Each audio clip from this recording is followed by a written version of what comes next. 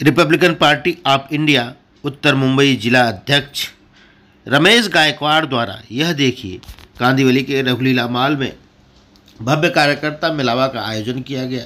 इस मौके पर केंद्रीय मंत्री रामदास अठौले जी मुख्य अतिथि के रूप में उपस्थित हुए। उन्होंने कार्यकर्ताओं को संबोधित करते हुए कहा कि आगामी मनपा चुनाव की आप तैयारी करें।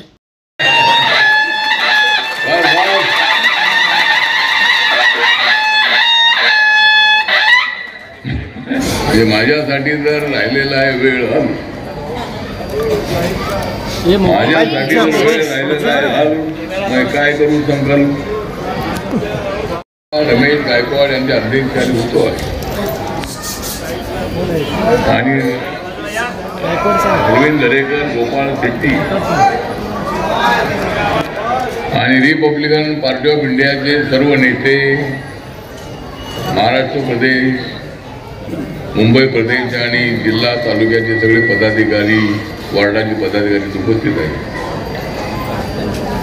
एक तर रिपब्लिकन पक्ष बाबासाहेब आंबेडकर आणि छत्रपती शिवाजी महाराजांच्या विचारांचा पक्ष आहे। सर्व जाती धर्माच्या लोकांना एकत्रित आणण्याची बाबासाहेबांची भूमिका होती, ती अंमलात आणण्यासाठी आपल्याला प्रयत्न करणं अत्यंत आवश्यक आहे। गोरगरिबांना न्याय देण्यासाठी संघर्ष करण्याची आपली तयारी असली पाहिजे। मी अनेक वेळेला राहुल गांधींना धापतो, मी अनेक वेळेला पार्लमेंटमध्ये राहुल गांधींना धापलं, कारण सरकार आहे आपलं।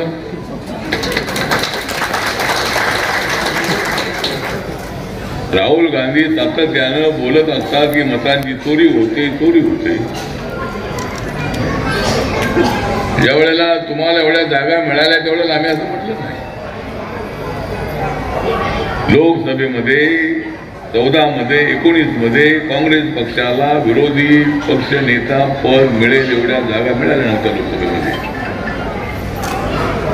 गोपाळ शेट्टीजी माझ्यासोबत आम्ही दोघे एकत्र होतो आणि अशा पद्धतीनं चुकीच्या पद्धतीचा प्रचार करण्याचं काम सुरू आहे।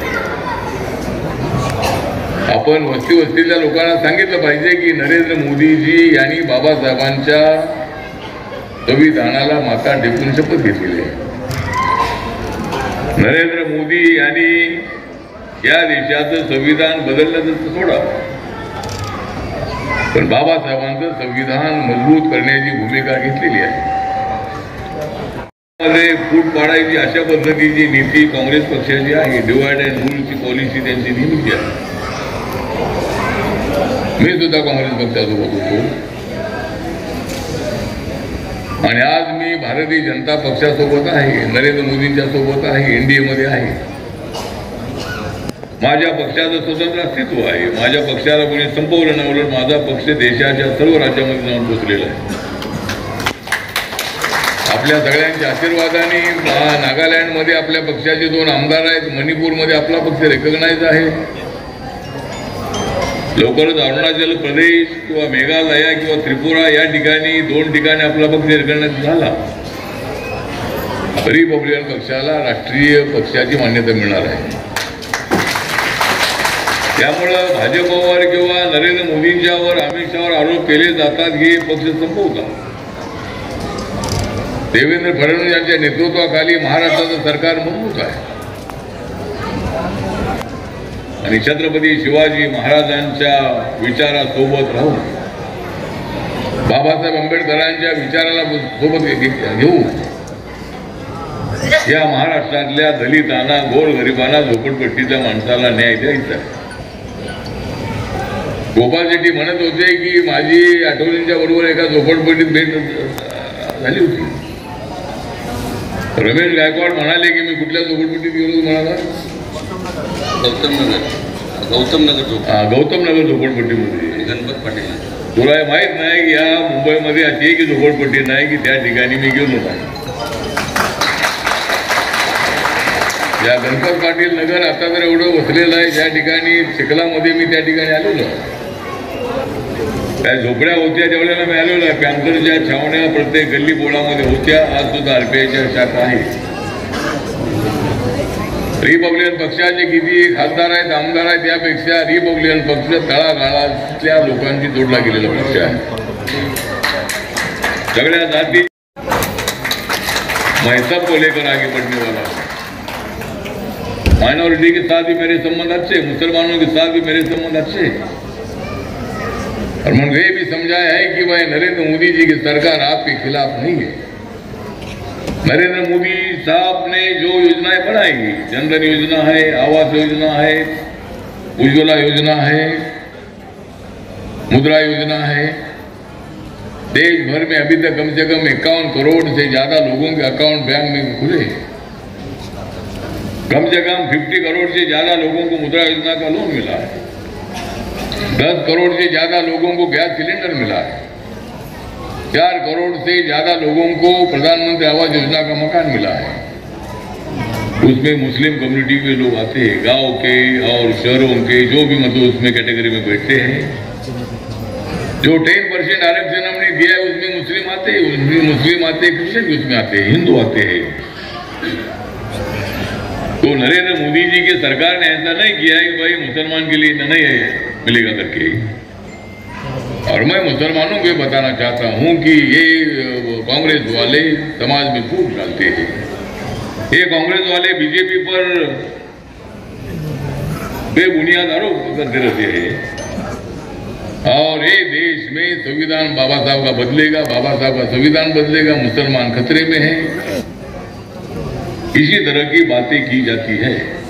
आज भारताची इकॉनॉमी 4 नंबरवर आलेली आहे. राहुल गांधी म्हणतात की या देशाची इकॉनॉमी डेड आहे, ते म्हणतात या देशाची इकॉनॉमी डेड आहे, याचं बिघडलेलं हेड आहे. म्हणजे अशा पद्धतीनं या देशाची इकॉनॉमी 4 नंबरवर आलेली आहे. 25 करोडपेक्षा जास्त लोक आपले गरीब रेषेच्या वरती आलेले आहेत. सगळंच आम्ही काम केलं असं नाहीये. पण आपण पाहिलंय की रोड किती चांगले होत आहेत, रेल्वे स्टेशनमध्ये किती चांगला सुधार होतो आहे, रेल्वेच्या डब्यामध्ये किती मॉडर्नायझेशन होत आहे, एअरपोर्ट किती चांगले बनत आहेत, आणि स्टार्टअप इंडियाच्या माध्यमातून, मेक इन इंडियाच्या माध्यमातून मोठ्या प्रमाणामध्ये वस्तू तयार होत आहेत.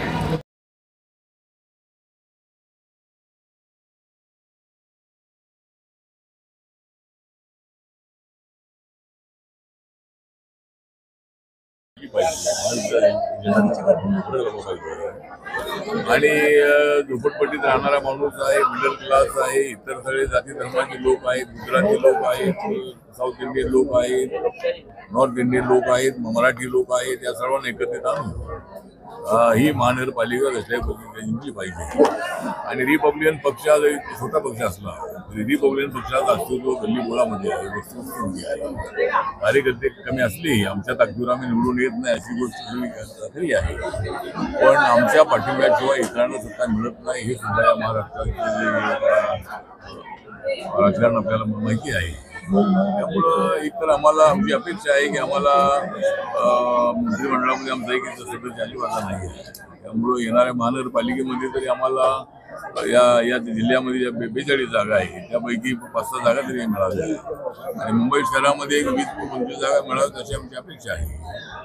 आणि एकदा आम्ही काँग्रेसच्या अलायन्समध्ये एकदा आमचे 12 नगरसेवक निवडून आले होते 1992 मध्ये, आणि त्यावेळेला रिपब्लिकन पक्षाचा महापौर झाला होता. त्यावेळेला मुरली देवरा हे मुंबईचे अध्यक्ष असताना त्यांनी आणि मी एकत्रितपणे घोषणा केली होती की या मुंबई महानगरपालिकेमध्ये शिवसेना भाजपची सत्ता केल्यानंतर जर आमची सत्ता आली पहिला महापौर RPI असेल, आणि त्यावेळेला भरभरून लोकांनी आम्हाला साथ दिली होती. पण यावेळेला आमची काय त्याची महापौर पदाचा आग्रह अजिबात नाही. पण जर सत्ता आली तरी रिपब्लिकन पक्षाला डेप्युटी महापौर पद तरी मिळावं अशा पद्धतीची आमची अपेक्षा आहे. आणि एकतर आता झोपडपट्टीचा जो प्रश्न आहे, आमच्या सर्व लोकांच्याकडून मागण्याच होते आहे की 300 फुटाचं जे घर SRA स्कीममधलं आहे ते थोडंफार छोटं होत आहे. त्यामुळं 450 फुटाचं जे कार्पेट एरियाचं घर आहे ते मिळालं तर 2 रूम 2 हॉल किचन अशा पद्धतीचं घर मिळू शकेल. आणि सरकारला त्याच्यामध्ये अडचण अजिबात येणार नाही. कारण 450 फूट घर जर या लोकांना दिलं झोपडपट्टीतल्या बिल्डरला विकण्यासाठी तर 4.5 मिळणार आहे. त्यामुळे बिल्डर त्यामध्ये नुकसान नाही. ही एक आमची मागणी आहे. बेरोजगारांना रोजगार देण्यासाठी सरकारने आम्हाला मदत करावी ही आमची अपेक्षा आहे. वन खात्याच्या जमिनीवरच्या ज्या झोपड्या भागामध्ये आहे त्यांना प्रोटेक्शन द्यायचं असेल तर वन खात्याला काही जागा महाराष्ट्र सरकारने देऊ. ही जागा आपल्या ताब्यामध्ये घेतली तर हा झोपडपट्टीचा प्रश्न मिटू शकेल. अशा पद्धतीचा आमचा प्रयत्न आहे. एक तर आमच्या दलित तरुणांनी उद्योग क्षेत्रामध्ये उतरलं पाहिजे, सहकार क्षेत्रामध्ये त्यांनी उतरलं पाहिजे, सरकारी स्कीमचा जो फायदा आहे तो फायदा त्यांनी घेतला पाहिजे. अशा पद्धतीचा आमचा प्रयत्न आहे. ठाकरे बंधूंचा सामना महापालिका निवडणुकीमध्ये कसे करू शकतो? मला असं वाटतं की 2 ठाकरे आता एकत्र आलेले आहे. 3 ठाकरे जर एकत्र आले तरी या वेळेला ते महायुतीला हरवू शकणार नाही. जरी माननीय उद्धव ठाकरे आणि राज ठाकरे एकत्र आलेले आहे, दोघांचं जे संघटन कौशल्य आहे ते चांगलं आहेच आहे. परंतु या वेळेला मात्र त्यांना शिवसेनेला सत्ता यासाठी मिळत होती, बीजेपी त्यांच्यासोबत होती. त्यामुळं शिवसेनेचा मेयर होत होता, डेप्युटी मेयर बीजेपीचा असायचा. परंतु आता मात्र चित्र बदललेलं आहे. आता नंबर 1ला बीजेपी आहे. महाराष्ट्रामध्ये 132 जागा विधानसभेला जिंकणारा बीजेपी सर्वात नंबर 1चा पक्ष आहे. आणि या मुंबई शहरामध्ये जरी उद्धव ठाकरे आणि राज ठाकरे एकत्र आले तरी मराठी मतांची ज्या ज्या ठिकाणी मेजॉरिटी आहे अशा ठिकाणी त्यांना काही जागा मिळू शकतात. 40% जे मराठी मतदार आहेत त्याच्यामधले 20-22% मतदार आमच्यासोबत राहणार आहे. सगळेच मराठी मतदार हे त्यांच्या बाजूला जातील असं अजिबात नाही आहे.